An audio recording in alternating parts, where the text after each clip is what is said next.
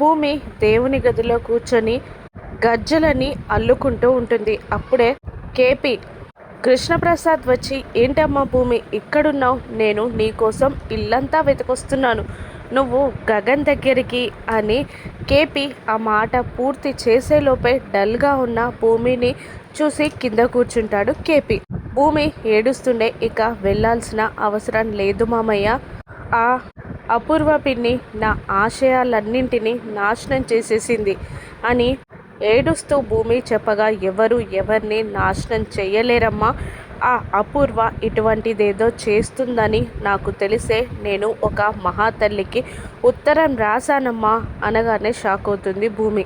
ఇద్దరు లేచి నిలబడతారు. శోభాచంద్ర ఫోటో ఎదురుగా నిలబడి మాట్లాడుతూ ఉంటాడు కృష్ణప్రసాద్. ఆ అపూర్వాన్ని ఎదిరించి మీ అమ్మ ఆశయాన్ని నెరవేర్చే సామర్థ్యం ఆమెకి మాత్రమే ఉన్నాయమ్మా, ఆ మహాతల్లికి మాత్రమే ఉన్నాయి. ఇప్పుడు నువ్వు గగన్ దగ్గరికి వెళ్ళు, మీరిద్దరూ కలిసి ఆవిడ అక్కడికి వచ్చేలోపు మీరిద్దరూ అక్కడికి చేరుకోవాలి అని భూమికి ప్రోత్సాహం అందిస్తూ రెచ్చగొడుతూ ఉంటాడు కేపీ.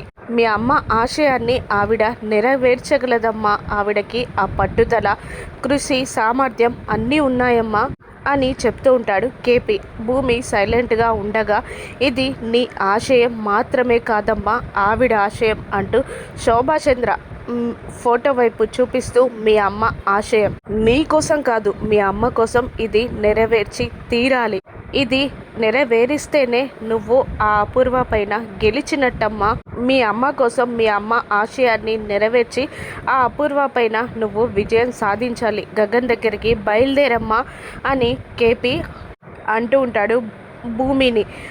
కేపీ లెటర్ రాసిన ఆవిడ రుద్ర తాండవం చేస్తూ ఉంటుంది. ఆవిడ ఎవరు?